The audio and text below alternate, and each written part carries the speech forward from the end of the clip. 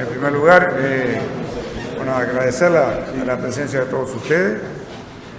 En segundo lugar, agradecer a Iña y a Inalio, nuestros socios en esta actividad. Ya por unos cuantos años, ya llevamos 3 o 4, llevamos bien.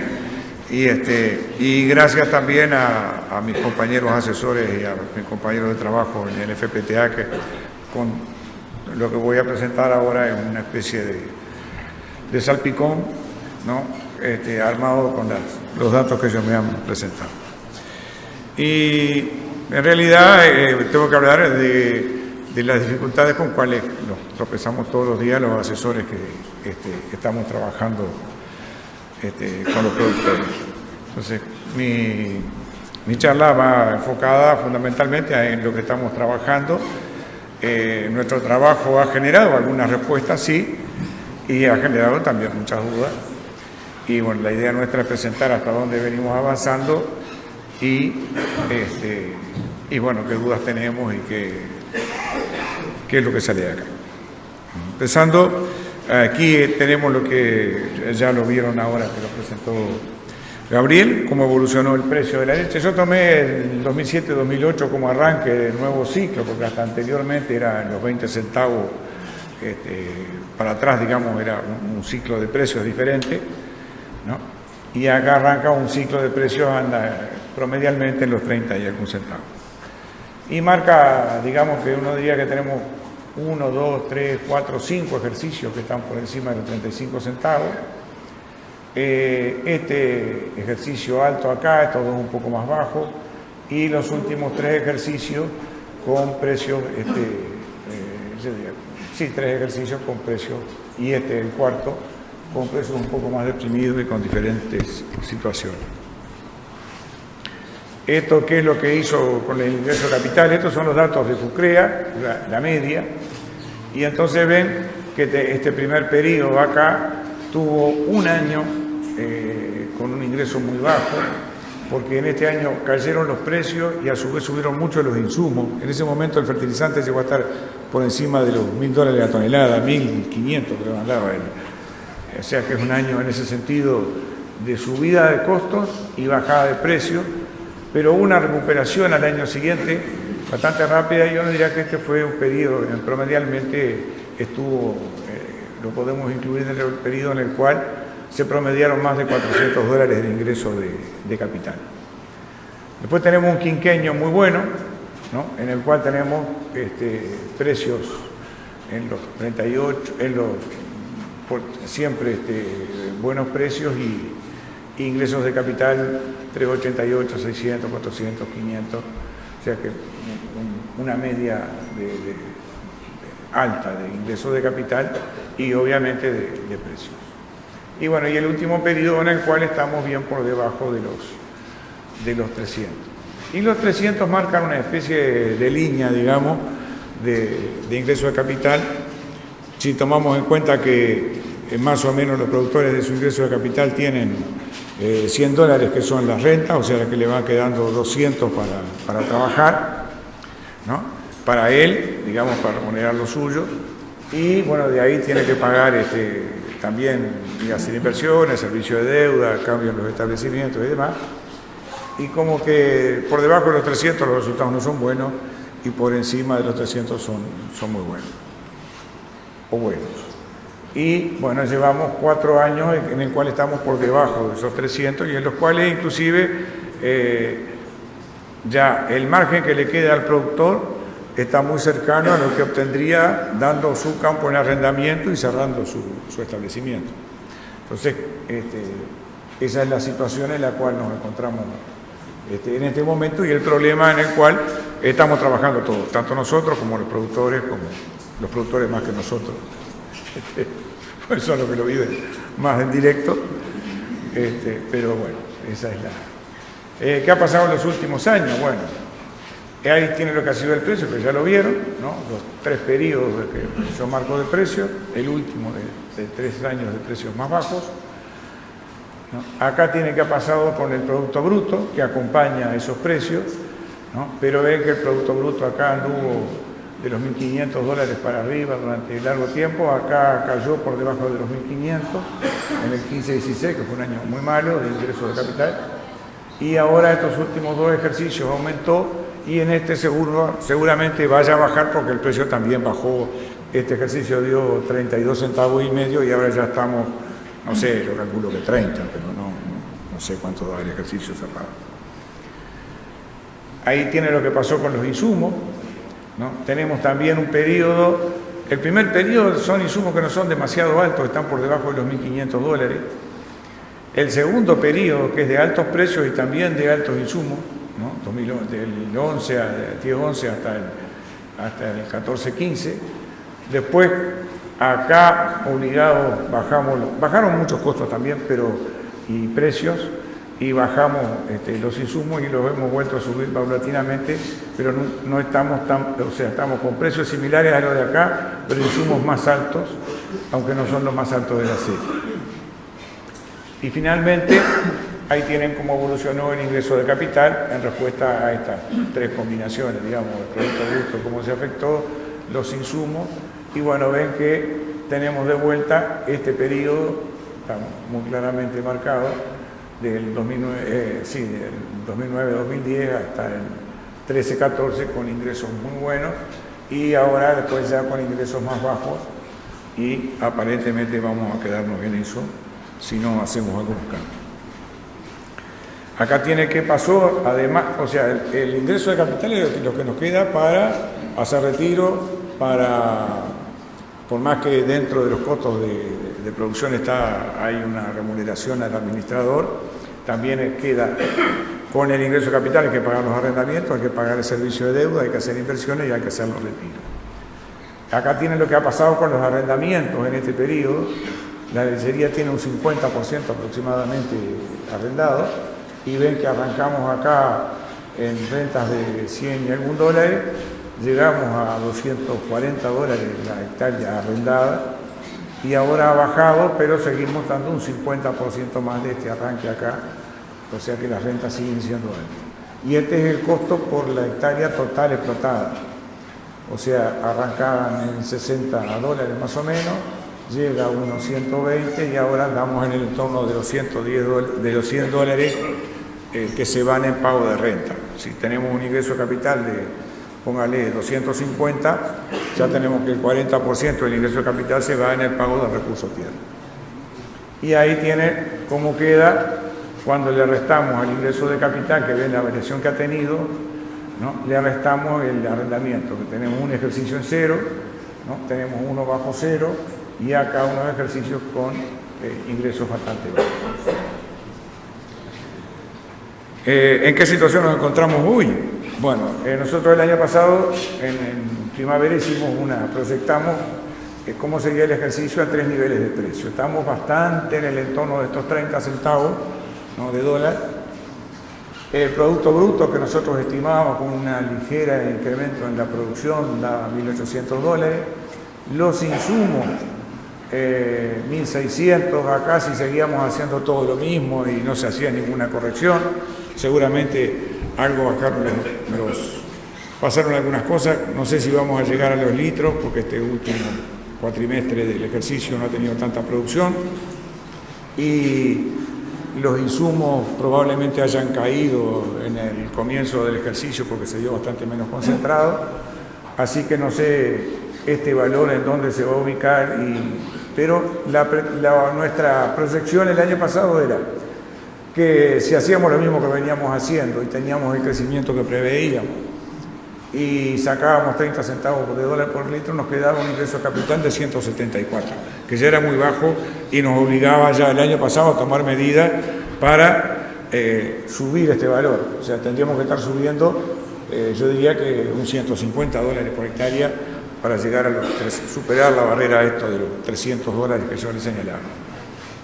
Las rentas a 95 y ahí le quedaría un ingreso neto de $80, que sería lo que quedaría para su retiro, inversiones, etcétera, que evidentemente ya con $174 de arrendamiento, de ingreso de capital, ya ahí está por debajo de lo que percibiría si arrendara el campo, ¿no? O sea, la renta lo que arrienda le sale 190 y él en vez de sacar 174 podría arrendar el campo y estar sacando 190.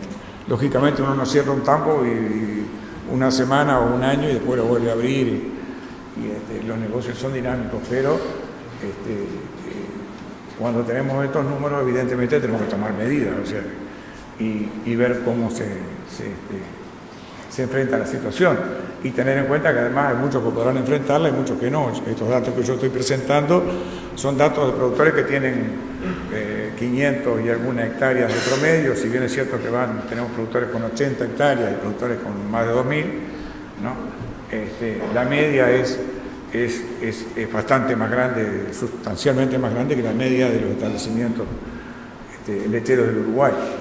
Y estos tienen otras demandas y necesitan un ingreso de capital de $80, un ingreso neto de $80 en un establecimiento de 100 hectáreas son $8.000 por año, o sea, prácticamente muy poco dinero, ¿no? Logrando productividades como las que se logran acá, o sea que también pues, muchísimos productores chicos tampoco tienen estas productividades, pues no tienen la capacidad de hacer las inversiones o los gastos que estos insumen. Así que realmente es una situación que preocupaba y bueno, no sé qué iba a dar este año, pero nuestra proyección era esta, ¿no? O sea, si la leche valía 30 centavos de dólar, si no hacíamos algo, ¿no? Si no tomábamos medidas, no íbamos a tener buenos resultados, sino que íbamos a tener resultados francamente malos, comparados con los resultados, digamos, de la década del 90, pero con otros valores y otras relaciones de precio en todo, ¿no? El problema que acá nos encontramos es que cuando yo tomo este periodo último de precio, la relación entre el ingreso de capital y el precio es muy directa. O sea que el factor que más mueve el ingreso de capital es el precio, ¿no? Hecho en la década del 90, la relación entre el precio, que varió desde 12 centavos hasta 20, 21 centavos de dólar, o sea que tuvo una variación también importante, no había una relación tan directa entre precio e ingreso de capital. Pesaban otras cosas mucho más, seguramente trabajábamos con costos menores, teníamos productividades menores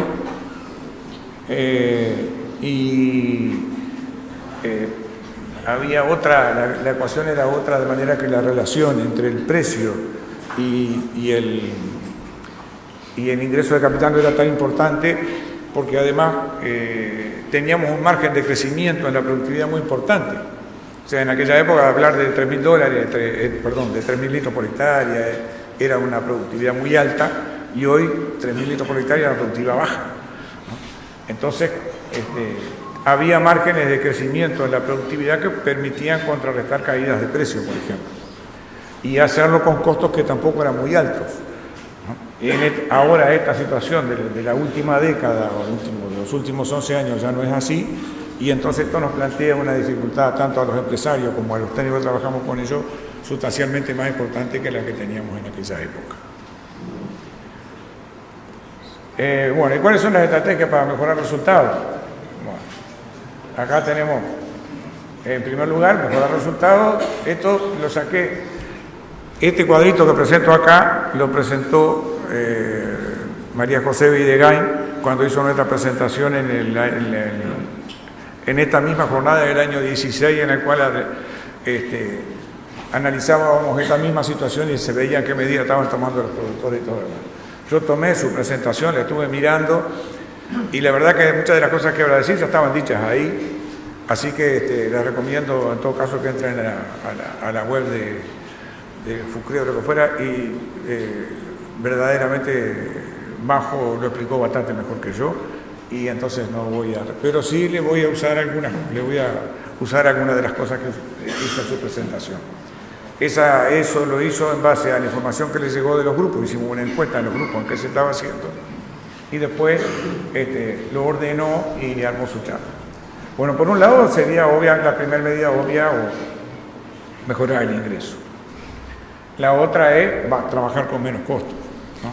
Pueden ser ambas, ¿no? O puede ser mejorar el ingreso y dejar los costos como están. Y la otra,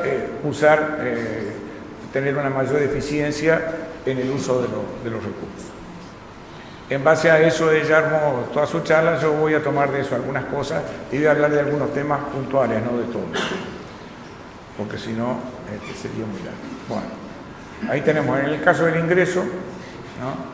Tenemos la mejora en el precio, que en este momento margen, o sea, el precio es dado para nosotros, o sea que el precio nos va a venir de fuera de la portera, ¿no? Y mejorar una mayor productividad, cosa que hay algunos establecimientos que todavía tienen márgenes de mejora de su productividad y posibilidad de hacerlo. O sea, mejorar la productividad no es gratis. O sea que de repente hay algunos que tienen un margen de productividad importante para lograr, pero también van a tener, probablemente tengan que aumentar sus costos y no bajarlos. Y acá, mejorar el ingreso, eso sí, tomé una sola cosa que me pareció importante de la base de datos de nuestros predios, y es que es un tema que todavía no hemos hecho el esfuerzo suficiente para mejorar. O sea, tomando el último ejercicio, y los anteriores da lo mismo, el recuento de células somáticas promedio anda en $348.000, 348.000 células somáticas. O sea que ahí estamos perdiendo, ya en ese nivel se hace una parte de las bonificaciones del año se pierde, ¿no? Dependiendo del sistema de pago que tenga la cooperativa, ¿no? O sea que tenemos un margen de precio para ganar que sí está dentro de la portera, que es la calidad.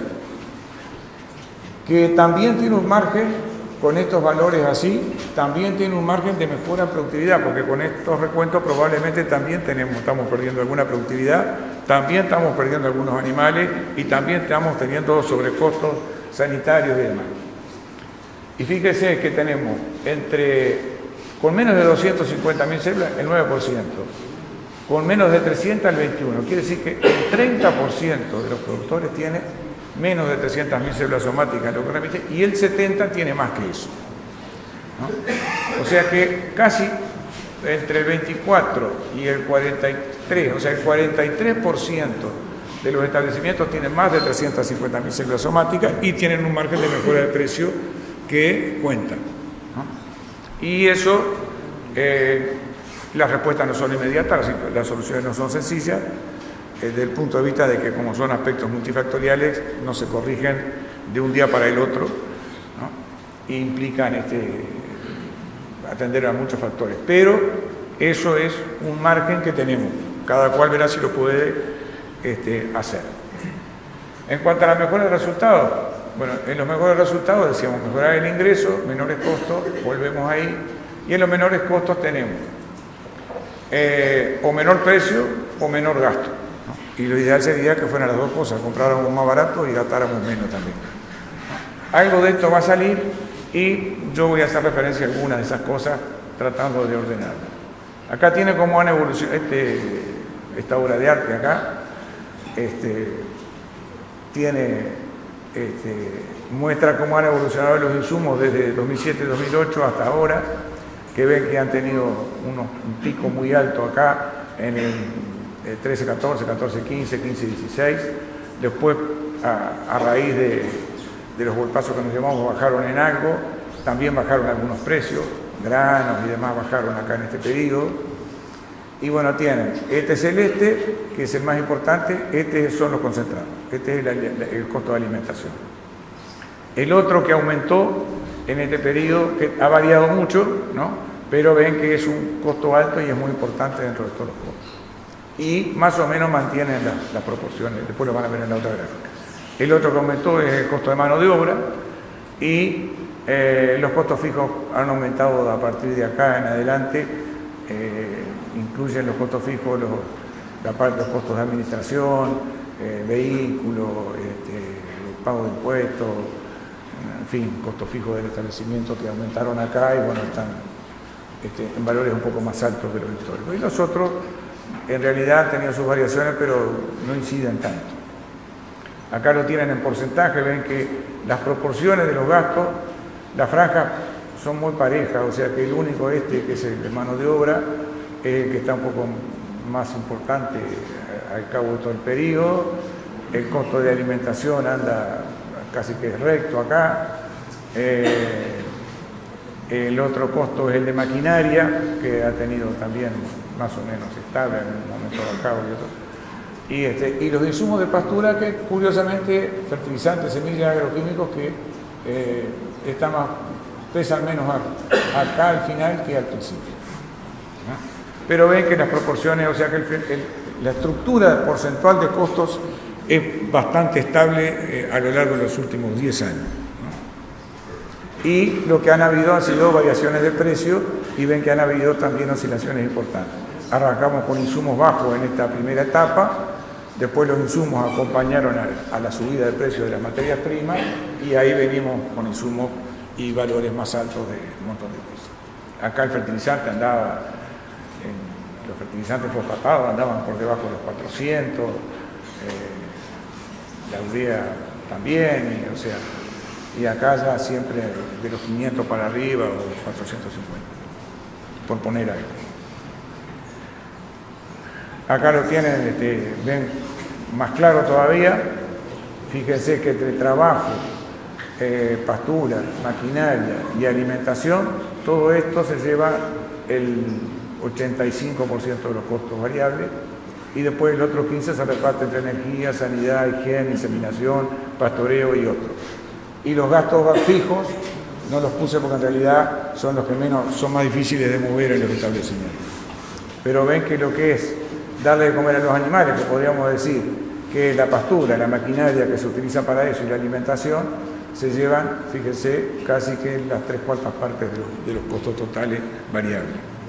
Y ya ahí van orejeando por la cosa en cuanto a toquetear costos y ver dónde lo podemos bajar. Y ahí es donde en realidad los grupos CREA se han puesto a trabajar más y nos han puesto a trabajar a nosotros también en eso.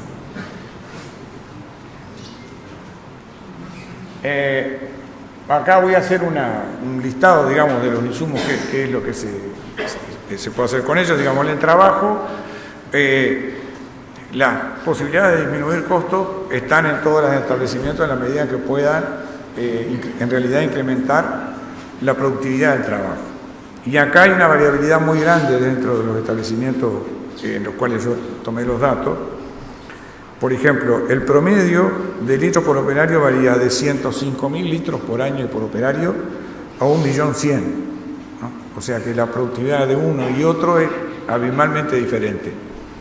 Y el promedio da 370.000 litros por operario. Quiere decir que hay una fuerte variación en la productividad, que cuando uno va después a cada uno de los establecimientos ya se hace más difícil saber qué impacto tiene eso en lo económico o no, porque alguien puede estar sustituyendo con mano de obra la falta de maquinaria, por ejemplo. Entonces, si quiere bajar la mano de obra, tiene que poner más maquinaria, ¿no?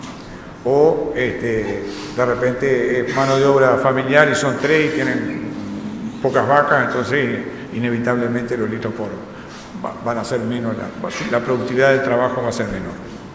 Pero yo diría que la oportunidad está en mejorar la productividad del trabajo más que en hacer cambios importantes.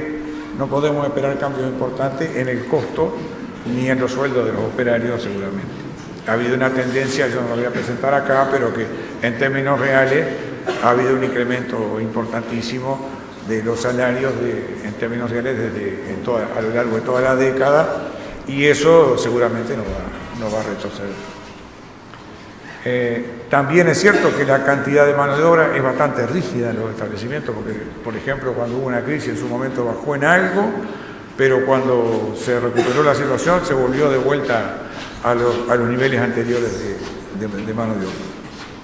En el caso de maquinaria, gran parte de la maquinaria utilizada es contratada, o sea que en realidad se utiliza para siembra y confección de forrajeras, de reservas se lleva la mayor parte. Y acá en este caso lo que se puede hacer es, aunque algo han bajado los costos, es optimizar el uso, ¿no? Porque, por ejemplo, si tenemos cultivos para reservas forrajeras que rinden más, el costo de la maquinaria va a ser menor, porque hacemos menos hectáreas para traer la misma cantidad de kilos. Eso es muy importante, y si no, cada uno que saque sus cuentas. Y tenemos reservas forrajeras que varían desde cultivos de verano, estoy hablando desde 20, 25 toneladas por hectárea verde, ¿no?, hasta quienes tienen 50, 55, o sea, más del doble. Y ahí los costos son muy diferentes en un caso y en el otro, especialmente los de maquinaria. Y el costo de la tonelada de reserva.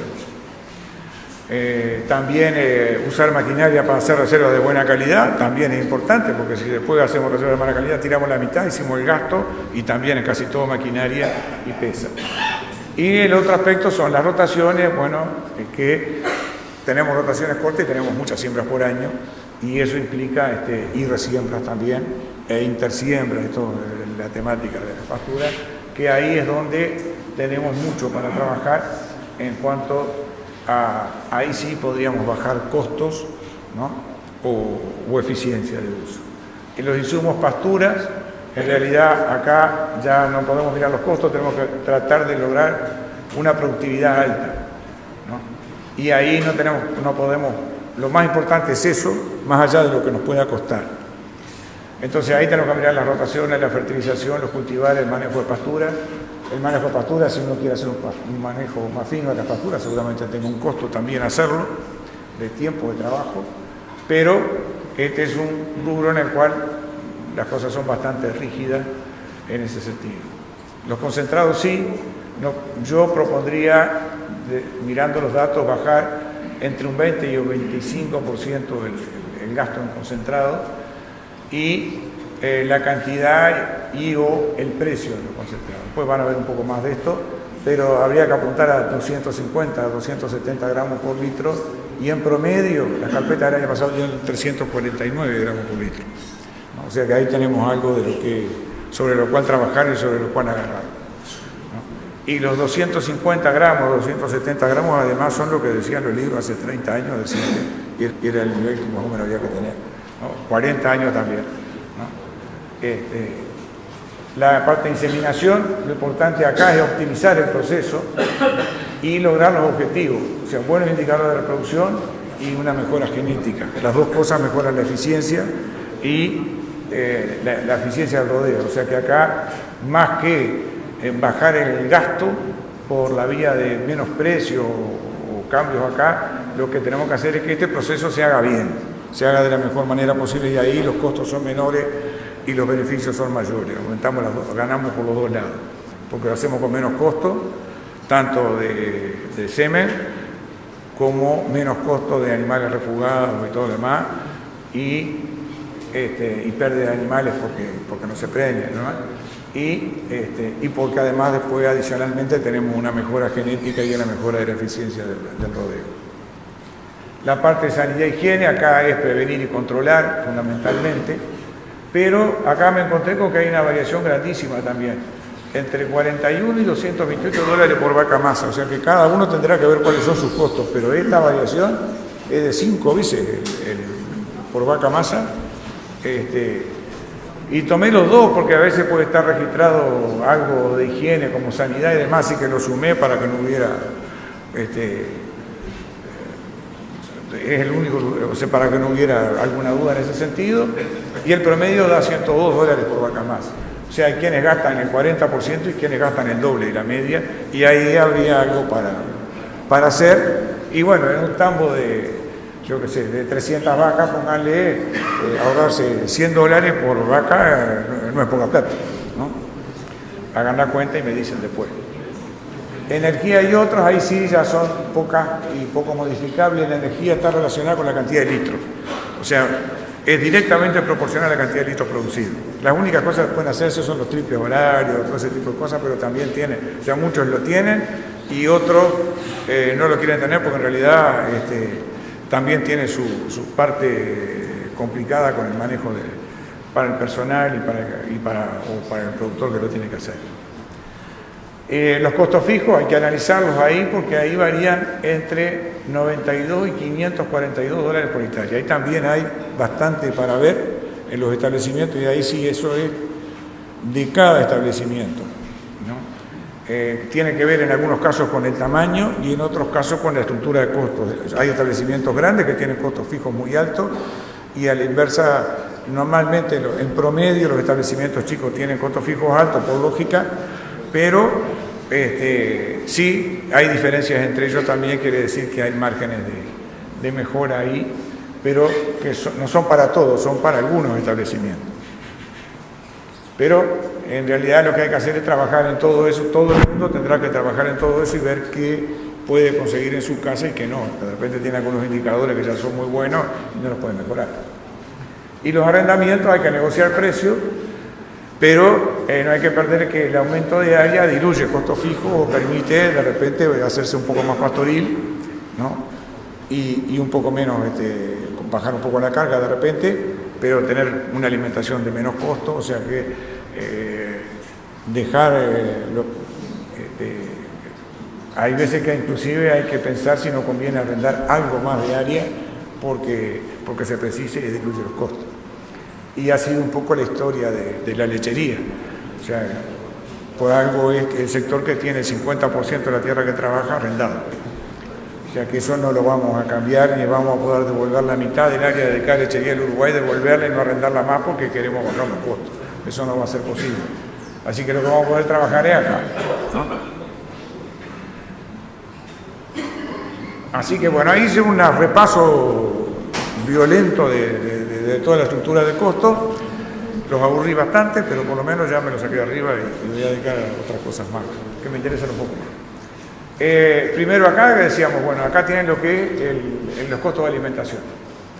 Estos están tomados de los datos del proyecto de Pasto a Leche, y acá tienen, de la energía que consume una vaca en ordeño, 51% es pasto, en este caso, de los establecimientos que nos dieron los datos, 25% concentrado y 24% son las reservas, ¿no? O sea que la mitad de lo que le damos, las 3/4 partes, digamos, si consideramos la reserva, vienen del costo del costo energético, de la energía que le suministramos a las vacas, sale del campo, ¿no? O como reserva forrajera o como pastoreado directamente. Y el 25% de la energía lo agrega el concentrado.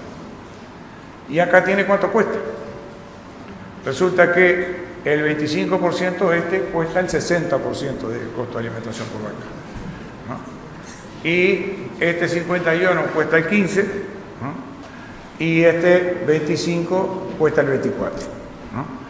O sea que, más claro, le echamos agua. No daba mucho comentario las tortitas estas, ¿no? Y indican también una dirección bastante clara para trabajar, que es en la cual más estamos trabajando tanto en los grupos como en asesores. ¿Cuál es la importancia económica entonces de la cosecha de forraje? Bueno, estos son los datos que salieron del primer ejercicio que cerramos del 2020 de Pasto a Leche. Ahora estamos cerrando el otro ejercicio, pero no teníamos los datos todavía prontos hasta el cierre del invierno. Entonces tienen que la producción de materia seca, la cosecha de materia seca, ¿no? Son 872 kilos por hectárea de pasto consumido directamente en invierno, no se hace reserva. En la primavera, 1.160 kilos se pastorean y 440, o sea, 1.500, 1.600 kilos se obtienen en la primavera. La estación más productiva en el verano, porque estos 1.041 acá son sorgo y maíz, que tienen una productividad muy alta y hacen un aporte muy grande de materia seca en este periodo. Y el pasto no aporta poco, tampoco aporta 1.300, ¿no? O sea que está un poquito por debajo de lo que hace la primavera, y fíjense que prácticamente se comen lo mismo las vacas en verano que en primavera. Eso es llamativo, o sea que en realidad estamos comiendo poco pasto acá, ¿no? Y estamos comiendo bastante más de que uno espera acá. Y este dato a mí se me ha repetido en muchas comparaciones que hice en el grupo de bastantes años, se repite. Y la peor de todas las estaciones, digamos, es 713 y 129 es el otoño, que acá se terminaron todos los verdeos de verano, los verdeos de invierno todavía no están y las praderas no se hacen nada. Entonces el área se reduce mucho y la cantidad de pasto para cosechar es poca. Y acá hay un aportecito acá de los cultivos de verano, los sorgos y demás, que tienen algún crecimiento en el otoño. En la edad de las praderas, promedialmente, tenemos pradera nueva, tenemos prácticamente las praderas duran 3 años, ¿no? Y esto es un problema que tenemos que resolver, y es un problema acá, en todas las zonas en las cuales tenemos el proyecto, cada zona piensa que su problema es ese y te resulta que lo tienen todas, ¿no? La mayor parte de los datos que tenemos son de Colonia, en realidad, ¿no? Tenemos menos datos de Florida, Cerro Largo, Salto, y fíjense que tenemos un tercio, un tercio, un tercio. ¿Qué quiere decir con esto? Que una rotación, nosotros hacemos 3 años de pradera y 1 de anuales. En el otoño tenemos el 25% del área sembrada con pradera, el otro 25% sembrado con verdeos de invierno. O sea que el área que nos queda es el 50% del área, que son las mejores praderas. En el otoño se ve una paliza regular y obviamente eso ya está afectando su producción. Y a su vez, en ese periodo, para las vacas tenemos que dar grandes cantidades de alimentos y además se cruzan porque tenemos vacas recién paridas y vacas con muchos meses de parida, o sea, el otoño es francamente complicado en ese sentido.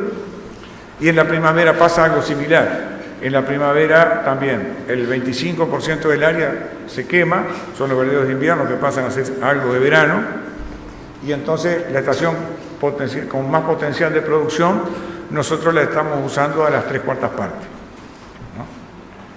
Pero van a ver que además las estamos aprovechando menos. Esto es la producción individual por vaca por día de todos estos predios. El periodo más productivo en invierno por vaca, después sigue la primavera y otoño y verano con valores parecidos, ¿no? Pero fíjense que tenemos más pasto, suplementamos parecido y sacamos la misma leche o menos que en invierno durante la primavera por vaca. Lo que tenemos es más carga. Y en el verano, en ese verano en particular, la producción fue muy buena y el otoño, este es el otoño del 18, que evidentemente fue mucho mejor que el de este año, pero también en valores parecidos. Pero acá tiene cómo se compone la dieta y esto es lo que llama la atención. En el invierno 46% es pasto y en la primavera solo 57%, o sea, uno esperaría que en la primavera fuera mucho más alta el pasto, ¿no?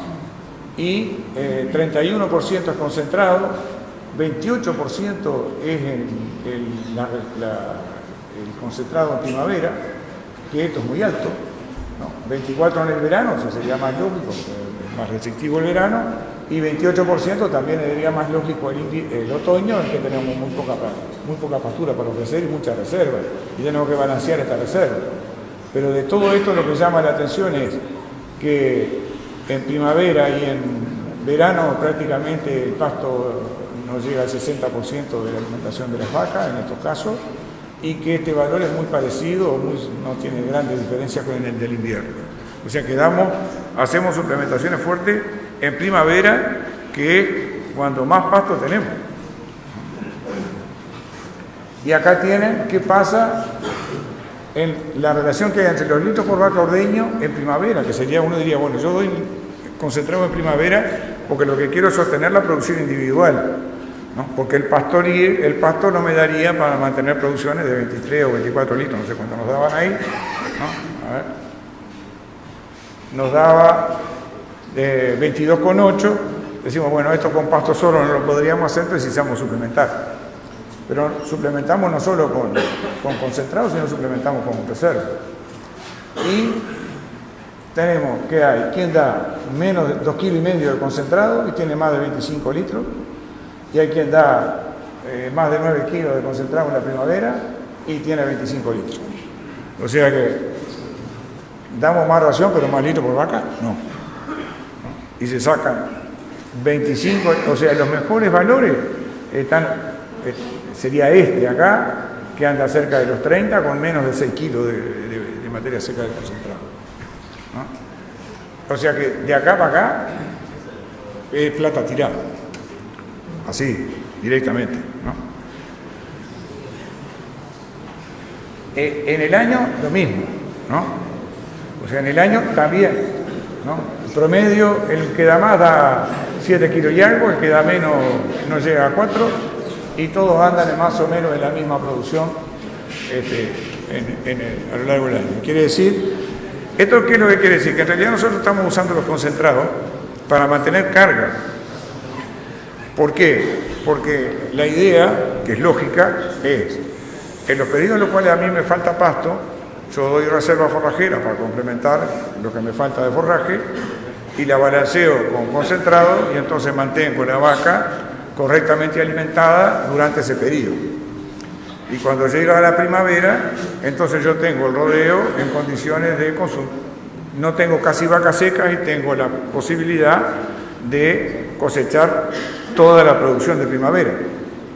Entonces, el concentrado se justifica darlo en verano, otoño, invierno, porque nos deja tener una buena producción por animal y teóricamente nos dejaría aprovechar muy bien la primavera sin vacas secas y con buen promedio.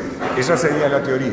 Entonces, el concentrado más bien nos deja tener una carga alta con una buena producción individual, ¿no? Pero las producciones individuales vienen por otros lados, o sea, es cómo combinamos los recursos.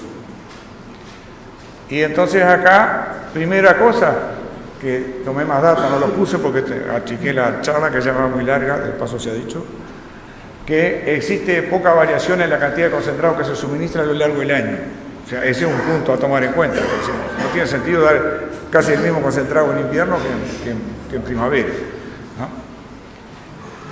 Sacando excepciones. Hay mayor cantidad de concentrado por vaca, no incrementó la producción individual ni en primavera ni en el año, ¿no? Eso también hay que, o sea, más bien que la sostuvo, ¿no? Diría yo. El porcentaje de proteína de los concentrados, ese es otro dato que no lo puse, pero casi no varía. En todo el año 16-17%, o sea, 17% en otoño, y 16% en invierno y 16% en primavera. Uno supondría que en primavera debería bajar la concentración de la cantidad de concentrado, tiene un pasto de muy buena calidad si lo maneja y con un poco de maíz y diría que con bastante menos que eso de proteína se arregla, o si precisa esa proteína en primavera, entonces está corto el resto del año. Pero evidentemente que el costo del concentrado que se da en verano es importante, ¿no? Y no estamos teniendo de eso una respuesta significativa, ¿no? O sea, ese es un aspecto en el cual hay que trabajar, todos los estamos, ¿no? Y que ya trabajaron todos la primavera pasada. Ahí el único problema que puede haber es que el año nos hayamos pasado de rosca en la primavera pasada, ido para el otro lado y hayamos pagado con algún litro menos por vaca a posteriori o con vacas con algo menos de estado al final del verano. Eso lo va a decir ahora, algo de eso dijo el otoño y veremos qué pasa de acá para adelante. Pero esa fue una medida que estoy seguro ya el año pasado todo el mundo tomó porque fue una buena primavera y los concentrados no estaban baratos y todo el mundo aprovechó esa buena primavera para hacer. Pero debería ser algo que no debería ser coyuntural, debería manejarse muy bien y tratar de aprovechar bien la primavera, que es donde uno junta la plata, y ahí es donde sí uno puede bajar el gasto en concentrado. Cuando mucho podrá perder algo de producción, pero no va a ser una catástrofe porque le dé 1 kilo menos, 2 kilos menos de ración, no le va a pasar muchas cosas. Y además si realmente falta, siempre lo puede dar, siempre está a tiempo. Pero el objetivo debería ser usar muy poca en ese periodo. O, por el contrario, buscar la manera, vía el manejo o la forma que se suministra, que entonces el promedio de producción por vaca en primavera sea 2 o 3 o 4 litros más alto. Bueno, ahí es otra la conversación, pero con los promedios que estamos logrando por vaca, que son menores en primavera que en invierno, o sea que evidentemente el concentrado que estamos en primavera lo estamos usando mal. Los concentrados se usan, lo que les decía hoy, los concentrados se usan para mantener una mayor rotación, pero se debería mejorar la eficiencia de uso, variando cantidad y composición en las diferentes estaciones. Acá hay una oportunidad fuerte de trabajo en costo en todos los establecimientos. Acá tienen esos mismos datos que les decíamos de cosecha de forraje. Acá tenemos los que cosecharon menos, los que cosecharon en el promedio y los que cosecharon más. 3.859 kilos de materia seca cosechada en el año por que cosechó menos, el 25% más bajo, 5.760 la media y 7.760 los que cosecharon más. Fíjense que hay un 100% de punta a punta. Las explicaciones acá pueden ser muchas, ¿no? Entre ellas la fertilidad de los campos y otras cosas, pero evidentemente hay un margen grande, una diferencia grande de una punta a otra, y van a ver que estos tienen muchos mejores resultados por las razones que fueran, pero lo tienen, ¿no? El uso del suelo, acá tienen el 25% superior, tiene para vacas en ordeño 191 hectáreas, este tiene 194, los tambos del 25% superior son un poco más chicos, y acá lo que destaca es que la superficie efectiva de vacas en ordeño de este grupo es un 69%, o sea, tiene un 31% del campo que no lo usan en el año. Concretamente, o está en barbecho, o está creciendo la pastura que se instaló o lo que fuera, ¿no? Pueden haber muchas razones y de repente algunas son muy lógicas, o sea que capaz pueden no ser errores, pueden ser problemas climáticos o lo que fuera. Pero de hecho, esto muestra cuál es el problema que tienen las rotaciones forrajeras que tenemos. Tenemos rotaciones forrajeras cortas y no tenemos márgenes de error. Entonces, ¿qué pasa? Mentira que todos los años nosotros implantamos bien todas las praderas. Nos quedan algunas bien, otras regulares y otras horribles. Y algunas hay que resembrarlas. Y es muy difícil cuando uno tiene que sembrar un área muy grande, embocar todo. Es muy diferente cuando uno tiene que sembrar, en vez de la cuarta parte o el 50% del campo, uno tuviera que hacer entre un 15 y un 30% tomando los verdeos. Y entonces ahí el impacto de una mala implantación se puede corregir más fácil, porque es menos plata corregirlo. Se puede apuntar a conseguir una mejor pastura, si no quedó bien. Pero para eso hay que acomodar las rotaciones y conseguirle sacarles un año más de lo que le estamos sacando. Y sí, ya hay unos cuantos casos que no voy a mencionar acá, pero sí nos estamos planteando fuertemente cambiar las rotaciones. Por un lado, mejorar lo que estamos haciendo ahora, darle más peso a las gramíneas invernales perennes que nos dejarían tener un cuarto año que funcionaría como una especie de verdeo que no se siembra y que además nos mantendría el campo limpio y todo lo demás. No voy a entrar ahora en muchos detalles, pero es lo que estamos trabajando más. Ahora la aparición de forrajeras perennes de crecimiento estival de buena calidad, estoy hablando concretamente de Estanzuela CP, que es un Paspalum notatum, que podría oficiar de lo mismo, o sea, no ser el verdeo de verano, sustituir al verdeo de verano, y entonces tenemos un verdeo de verano que puede durar muchos años, depende de donde lo pongamos, pero puede durar añares, fertilizar con nitrógeno, lo que fuera, y ahí ya bajamos los costos y hay menos para sembrar también, y entonces ahí nos podríamos estar, eso yo creo que es el área, la línea más fuerte que tenemos para trabajar en la parte forrajera y que nos va a pegar en todos los costos y nos va a pegar a su vez en las ofertas de forraje que vamos a conseguir a lo largo del año. Y ahí tenemos, creo que, un margen sumamente interesante de trabajo. Y a su vez ya vamos teniendo a su vez especies y cultivares disponibles, todavía no todos, algunos ya van a estar el año que viene, otros estarán el otro, pero ya se van incorporando la parte de genética forrajera, nos está dando, abriendo posibilidades muy interesantes y yo creo que van a ser de mucho impacto económico en los años venideros. Lo que tenemos que hacer es adoptarlo rápido, ¿no? O sea, por ejemplo, el uso de la festuca en los tambos llevó 30 años, ¿no? Que más o menos ahora ya todo el mundo, nadie le tiene miedo a la festuca, todo el mundo algo tiene y la siembra, y hay lugares que es la gramínea que más siembra. Pero eso llevó 30 años, ¿no? Si vamos a esa velocidad de la producción de la tecnología, no llegamos ni a la esquina, nos morimos, para el décimo sonamos, o sea que no podemos demorar tanto. Si estamos generando nueva tecnología y tenemos un instituto que lo hace, que lo financiamos de todos nosotros, especialmente los productores, bueno, vamos a rápido lo que va saliendo del horno, hay que esperar que salga y comerlo calentito, porque ahí es donde tenemos mucho para ganar.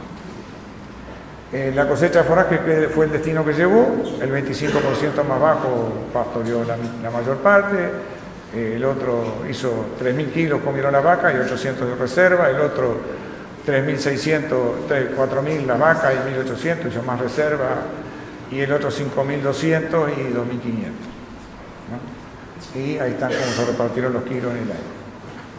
El pasto y la producción de leche, los litros por hectárea vaca ordeñe, fíjense las diferencias, 7.192, 9.000 litros y 10.900 litros el cuartil superior. Este es el área de las vacas en producción, ¿no? La carga, 0.96, 1.16 y 1.42, ¿no? Y los litros por vaca ordeño, 21.1, 21.3, 21.9. Y acá miren, 305 gramos por litro, 283 gramos por litro y 249 gramos por litro, ¿no? Y acá entonces, ¿por qué es tan importante el pasto? Porque los márgenes son estos, por hectárea, márgenes sobre alimentación, $1.500, $1.800 y $2.400. Vean que los márgenes de alimentación, estos son, las diferencias son fuertes, ¿no? Finalmente, o casi finalmente, sobre el ingreso de capital, porque los márgenes son una herramienta de comparación que son útiles, pero no nos dicen de qué pasaría con el ingreso de capital, porque el ingreso de capital tiene otros costos y tiene otras producciones asociadas, y eso, las estructuras de los establecimientos son muy variadas, entonces de repente un margen muy bueno en el tambo capaz que no se traduce en otro lado, pero bueno, ¿cuál sería el aporte que haría esta mejora? Entonces, para los que cosecharon 3.800 kilos de materia seca, el margen sobre los costos variables, los costos fijos van a seguir siendo los mismos, no se afectan, serían $453 más si consiguieran cosechar lo que cosechan estos. ¿Me siguen? O sea, estos podrían mejorar su margen, ¿no? En $453 si consumieran lo que consumen. Y su ingreso de capital aumentaría en $78 y el ingreso de capital le quedaría en $347. Y pasamos la barrera del sonido, ¿no? Estamos en los 300, ¿no? Esto era con los precios de ese año, así que el esfuerzo va a tener que ser mayor. Eso sería un 29% de incremento. El promedio, ¿no? Si lograra lo que logra esta cosecha, podría incrementar su margen sobre costos variables, son $500 más, su ingreso de capital se aumentaría en $116 y tendría un ingreso de capital de $383. O sea que podríamos aumentar entre un 30 y un 40% el ingreso de capital, ¿no? De estos predios, ¿no? Si logramos, digamos, pasar al siguiente escalón. Bueno, acá está de vuelta el mismo cuadro que les presenté hoy y por qué ven que yo decía insumo pastura, lograr productividad alta y atender a todo esto que está acá, y por qué los concentrados tenemos que bajarlo y bajar entre 250 y 270 gramos por litro de los 349 que tenemos hoy. Hoy tenemos casi $600 de gastos de concentrado por hectárea en los tambos. Si lo bajamos un 25%, lo bajamos $150.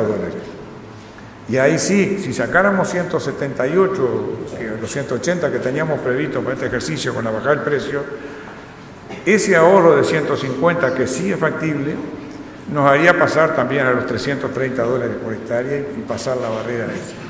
Por eso es que los grupos están trabajando tanto en esto, y lo que yo creo sí es que nos está faltando, no hemos tenido, esto no se está viendo todavía en los registros, probablemente se vea este año, y a su vez es fácil decirlo y después más difícil es ponerlo en práctica, ¿no? Porque hay que hacer muchas cosas y hay que ajustar las rotaciones y todo eso.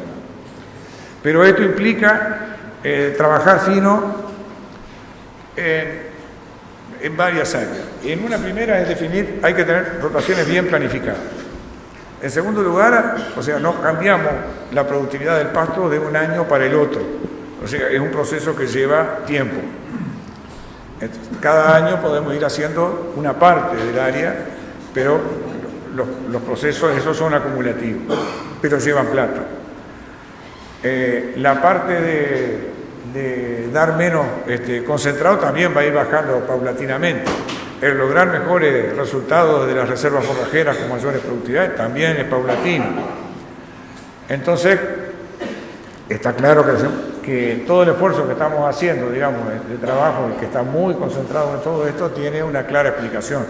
O sea, ahí es donde realmente podemos lograr mejoras sustanciales a nivel de los establecimientos que nos permitan, digamos, ir capeando el temporal. Y yo diría que además tenemos que pensar una lechería diferente en ese sentido.